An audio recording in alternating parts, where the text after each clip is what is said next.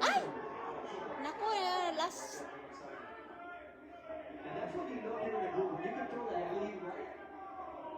But I mean, what makes us be the most right now is just Mata's chin. I mean, he's taking so much. He's still moving forward.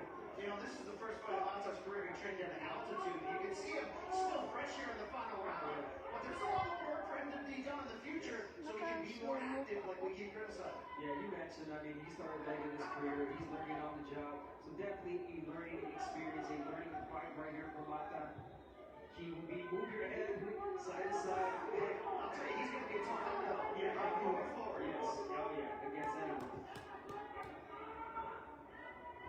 First time facing a former world champion, making his U.S. debut on a big fight card. So there's a lot of elements that he had to deal with, but in the end, he acquitted himself well. And he said this is not only his U.S. debut fight, I think it's his first time on U.S. soil.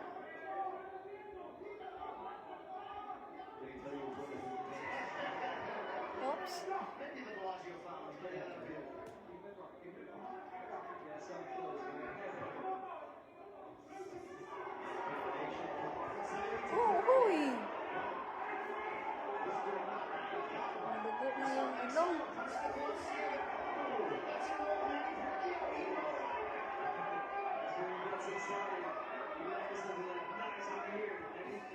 Oh! Knock-out mo, knock-out mo. Let's tell you what he did get away from those body shots. Could have made a big difference in how this fight, or how long this fight ended. But you've got to give Jorge Mata a lot of credit for all the fighters that he took. And as Messiah celebrates with his hands raised, it's easy to see that that's the way this fight should have. One little scrap. Wala pa ho, mamaya pa ho.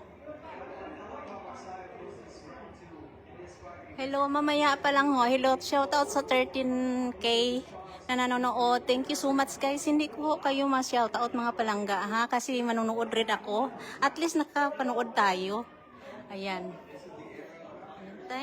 You're welcome guys. Pa-share ninyo mga palangga yung ating live. Ayan. Oh. Share ninyo para maraming manood. Makita man nila kaya hindi man to libre dito sa Amerika, bayad-bayad rin kami ho. Kaya happy ho. Shout out sa Buwan Batangas. Thank you.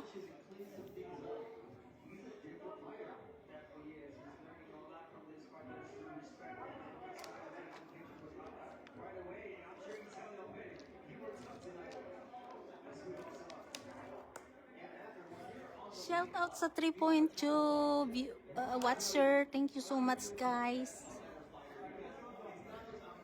Hello, shout out sa mga OFW dyan sa Kuwait.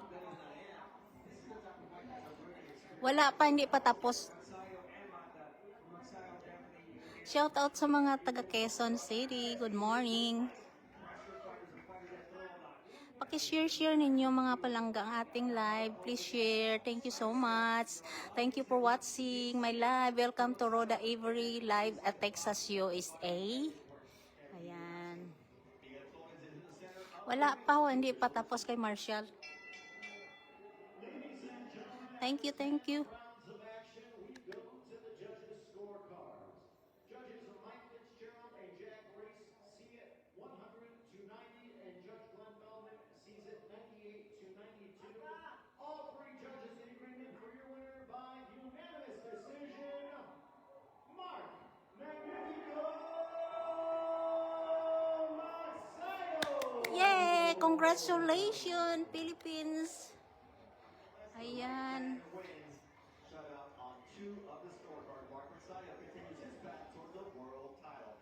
More action to come, but for now, we send Shout out sa mga taga Canada. Good afternoon. Shout out dyan sa taga Cebu City. Good morning, maayong aga Cebu. Shout out sa mga taga Boracay. Maayong aga.